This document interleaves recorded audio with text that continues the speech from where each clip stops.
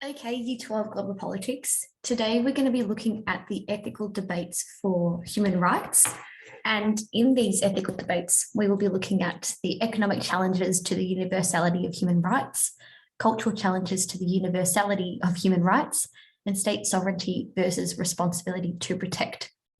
Now, with these debates, the key skill is to analyse, which means that we have to basically examine both sides of the debate and say how the concepts of realism and how the concepts of cosmopolitan fit into both sides. So let's get into it. So our first debate here is the economic challenges to the universality of human rights. So there's two different sides. I'm going to talk about the cosmopolitan side first. And what the cosmopolitan side believe is that human rights are universal and that we shouldn't be prioritizing our economic interests over the interest of human rights. So it basically says it below, cosmopolitan views do not prioritize the economic interests as they believe that states have a responsibility to uphold human rights everywhere, as human rights should be universal. The universality of human rights means that rights should be applied equally and without discrimination. So we have to then bring up an example of this. And we've seen this with a lot of Muslim states that are condemning Myanmar's persecution of the Rohingyas. Malaysia, Indonesia, and Bangladesh and Pakistan have all criticised this mistreatment. In fact, in 2017, an Indonesian diplomat said that during an ASEAN conference that that they speak not only on behalf of the global Muslim concerns but ASEAN, and they have a real sense of urgency about this issue. They were very concerned about it, and they were trying to pressure the Myanmar government to actually stop allowing this persecution to go on. So here we can see that they do believe that human rights are deserved to all, and that the Myanmar has been violating these human rights. So by condemning the persecution of the Rohingyas, it's cosmopolitan because they believe that states should uphold human rights for strangers as well as their own citizens. So they don't know these other people. However, they are standing up and thinking that they should have some sort of human rights. Whereas a realist perspective, this is where there's economic challenges, that they believe that, there are exceptions to this, and that, economic interests may trump human rights. So what a realist would say is that states don't have a responsibility to hold up human rights everywhere. States can prioritize economic interests and rights over human rights. So what we can see then here is that some states will prioritize economic rights for economic prosperity if it's in their interests rather than having universal human rights. And we've seen this with states pretty much on the other end of the spectrum, where Muslim countries haven't criticized China's persecution of the of Xinjiang, of the people, so of the Uyghurs in Xinjiang. So we have the opposite, really. In the case of Rohingyas and Myanmar's persecution, Malaysia, Indonesia, Bangladesh, and Pakistan are all criticizing China, whereas on the other side, states aren't criticizing China because of the economic interests that they have with China. So the example here is that many Muslim majority countries have significant trade links or aid and loan dependent with China. So Pakistan, who has been an advocate for social justice for Muslim people, but have refused to publicly condemn China's anti-Muslim crackdown in Xinjiang. So we see the other side really there. Then finally, so what does this mean? How does this all link together with realism? So Pakistan prioritizing their economic interests and relationship with China over human rights is acting as a realist because it's in their national interests. And we can see them then prioritizing economics over universal human rights. So that's really both sides of the debate. And I think what's good about this example is it really shows you both sides that, there's no real economic interest in Myanmar. And then they all are happy to uphold the human rights of strangers here. But then when it comes to the people in the Uyghur people in Xinjiang and the economic interests that are there, states aren't happy to do that. Okay, the next ethical debate is the cultural challenges to the universality of human rights. So the cosmopolitan perspective believes that human rights are universal regardless of your culture. So they believe that, regardless of our differences, regardless of what you believe, everyone deserves human rights. So, because we are a universal community, we are united as one whole, everyone deserves human rights regardless of your culture. Then below that, we've got when in 2018, 2019, and even in 2021, we've seen Saudi Arabia lift their treatment of women and try to develop. They have introduced social reforms which involve lifting the ban on women driving alone, allowing women to travel alone, get passports, and travel without the consent of their male guardians. And this is kind of going back on their male guardianship law, which did mean that women couldn't go out without the consent of their male guardian. So this is changing that, and they are kind of not abandoning, but they are kind of looking at their culture and going, regardless of our culture, we need to uphold human rights for women, and we need to not discriminate against women and allow them to have some sort of freedoms here. So this is a cosmopolitan view because they are working towards a common goal under CEDAW of advancing the rights of women. Even if it goes against Sharia beliefs and their national interests, they are believing that their culture should maybe adapt, or that that they need to actually provide some rights here for women. On the other side, sort of realist perspective, they think that states do not have a responsibility to uphold human rights everywhere.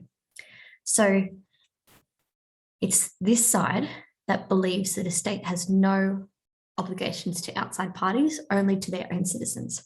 So states don't have a responsibility to uphold human rights everywhere, and strangers have no right to judge on the state's cultural way of life. So this is obviously the opposite, that they do think that, that people's cultural views, shouldn't concern others, and that, even if it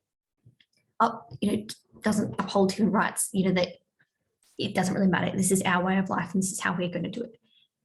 So this goes back to, again, Saudi Arabia. Yes, they obviously introduced these social reforms, but they still have male guardianship law and in place, which is part of their Sharia beliefs.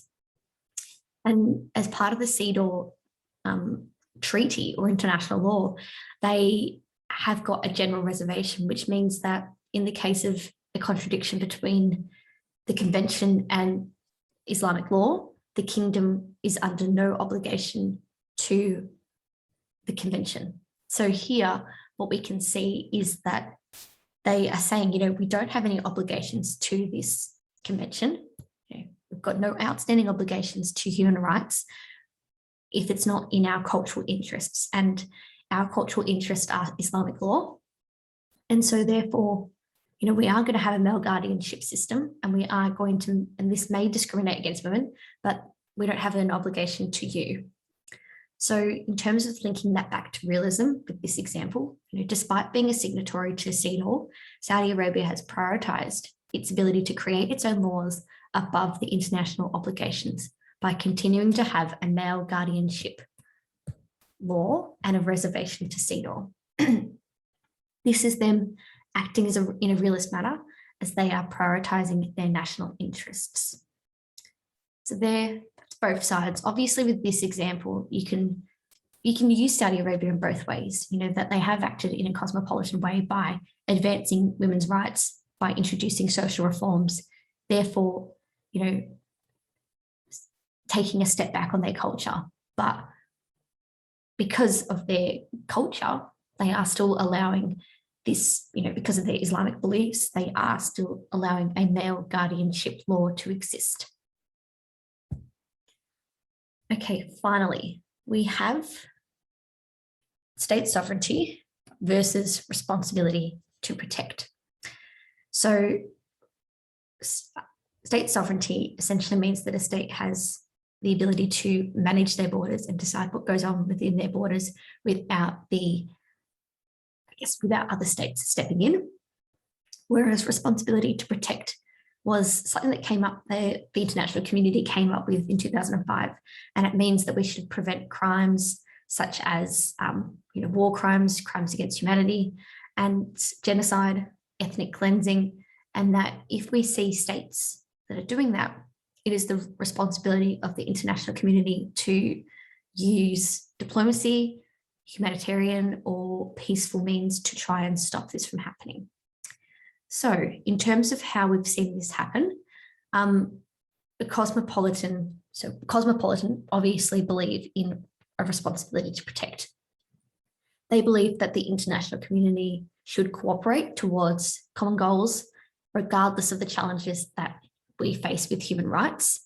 So states should act in the interests of human beings around the world, and that we should protect people from states who would do harm. So, we need to stand up for human rights, and we need to protect people from war crimes, crimes against humanity, genocide, and ethnic cleansing.